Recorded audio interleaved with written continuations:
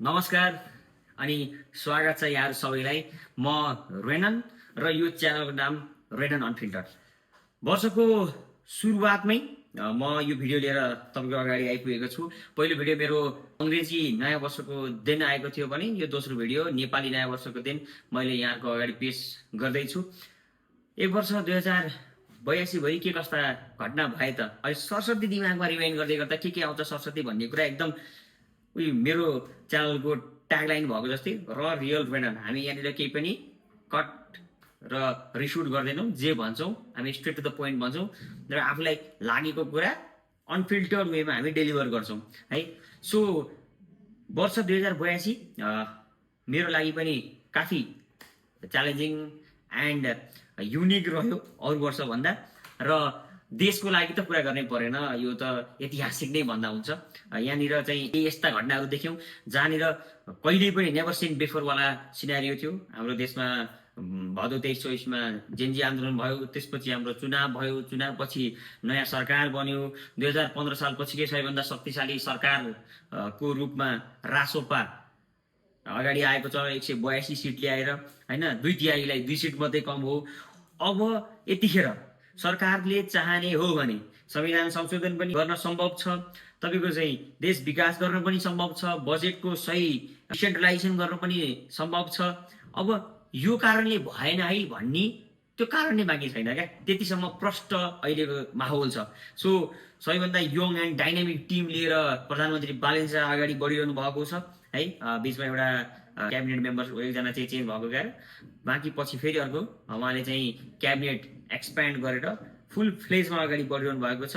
कतिपय गतिविधिहरू जुन सरकारले गर्यो, कतिपय सिनारियोबाट त्यसलाई हेर्दै गर्दाखेरि कता कता स्टन्ट हो कि भन्ने पनि अब देखिन थालेको छ, किनकि जे कारणले उहाँलाई समाइएको थियो उहाँहरू रिलिज हुँदै जानुभएको छ। मेबी हुनसक्छ प्रमाणका आधारहरू नपुगेर होला, त्यो अब कोर्टले डिसाइड गर्ने कुरा हो। हामी त्यसमा धेरै कन्ट्रोभर्सी मचाउने काम हामी गर्दैनौँ, एज अ नर्मल जनताको रूपमा भन्ने हो हामी है। अब त्यसपछि अहिलेको सरकार र सरकारको प्राथमिकतामा के परेको छ त भन्ने कुरा है। मोरओभर सरकारको अहिलेसम्मको स्टेप्स हेर्दै गर्दा त्यस्तो गर्ने नहुनुपर्ने अथवा रङ डिसिजन लिएको भन्ने देखेको छैन। तर उहाँहरूको जुन ट्यागलाइन छ जान्नेलाई छान्ने भन्ने कुरा, त्यो चाहिँ सबै ठाउँमा लागू भएको जस्तो त्यति देखिँदैन है। र त्यो भन्दै गर्दा भोलिको दिनमा त्यसमा करेक्सन होला पनि है। हामी यदि चाँडै निराश नहौँ पनि, किन भन्दाखेरि भोलिको दिनमा हिजो जे भएको थिएन त्यो कुरो भोलिको दिन हुन पनि सक्छ।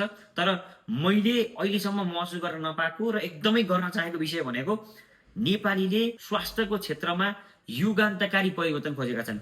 हामीले हेल्थ सेक्टरको यति धेरै इम्प्रोभाइजेसन गर्न जरुरी छ कि म इलाजको लागि पैसा जुटाउन सकिनँ भने मेरो मृत्यु हुने अवस्था छ।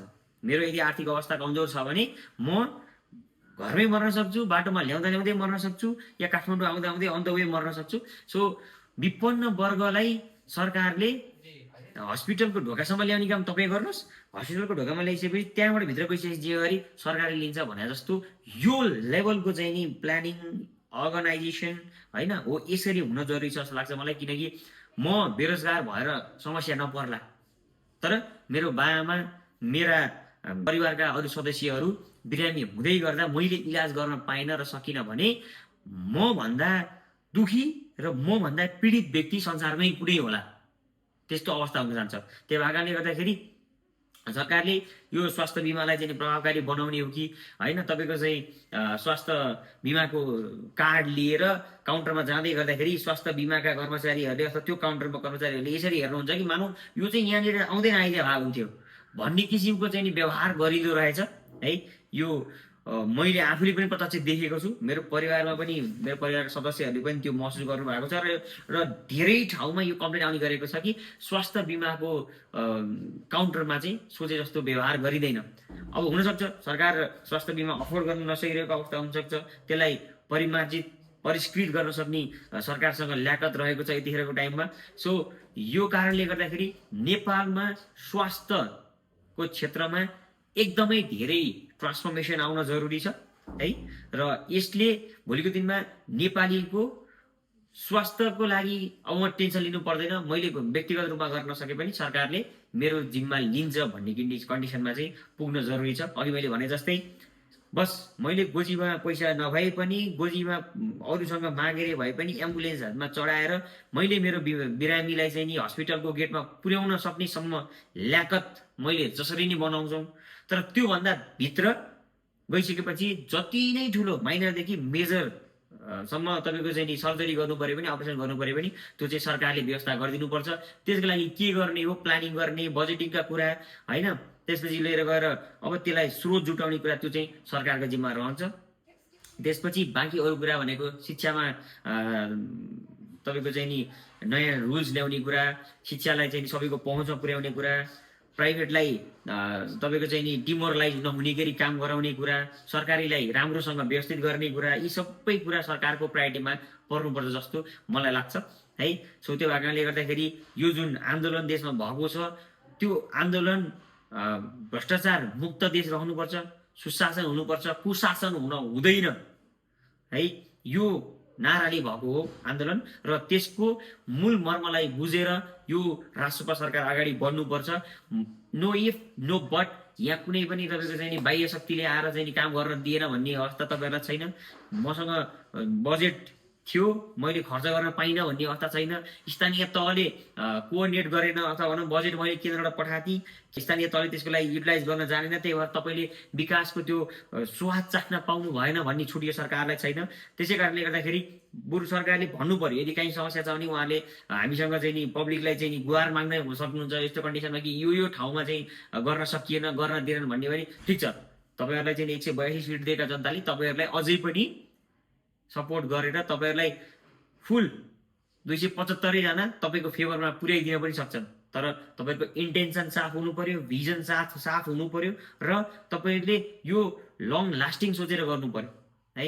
देशमा करेन्ट फेजमा तपाईँको धेरै डेभलपमेन्टल एक्टिभिटिज यस्ता छन् जुन पेन्डिङमा छन्, जसले गर्दाखेरि धेरै जनताले दुःख पाएका छन्। बाटोको कुरा, पुलका कुरा होइन, त्यसपछि गएर स्कुलहरू कलेजहरूको निर्माणमा बजेट छुट्याइने, त्यो बजेटलाई टाइममा चाहिँ नि स्याङ्सन नहुने, त्यसले गर्दाखेरि र बनाएको र भएको कामहरूमा क्वालिटी नहुने, त्यसले गर्दाखेरि धेरै समस्या आएको छ।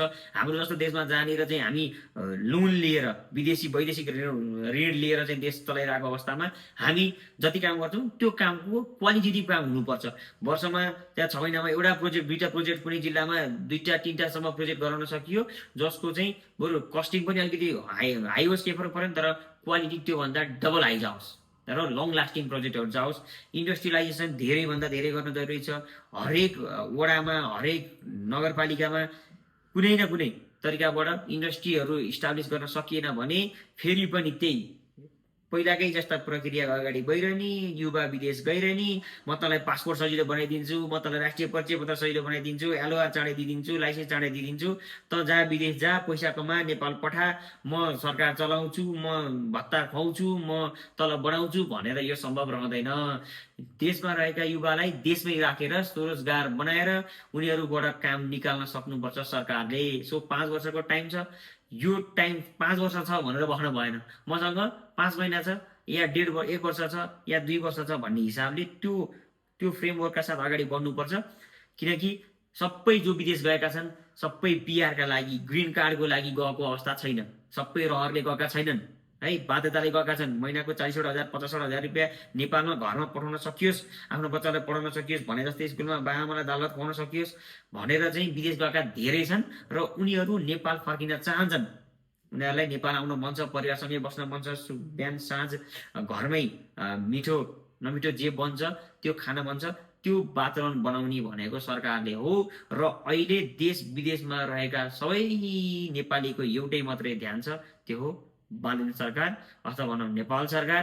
बालेन्द्र सरकार यस अर्थमा कि बालेन्द्र शाहले यो लिड गरिरहनु भएको छ। तपाईँ देशको प्रधानमन्त्री हुनुहुन्छ, तपाईँले देशलाई म यो देश बनाउँछु, मलाई अरूको विश्वास लाग्दैन, I know how to make my country भनेर तपाईँले भन्नुभएको थियो, यदि याद छ भने। सो प्रधानमन्त्रीज्यू, यदि थाहा छ भने बनाइसोस्, किनकि म देशमै बस्न चाहन्छु, हामी सबै देशमै बस्न चाहन्छौँ र तपाईँ पनि देशमै बसिरहनु भएको छ, हामी पनि देशमै बसिरहेछौँ होइन। नेताहरूका मन्त्रीहरूका अब सुनको अब लिस्ट हेर्दै जाने भनेदेखि लगभग ठुलै दराज भरेला जस्तो अवस्था छ।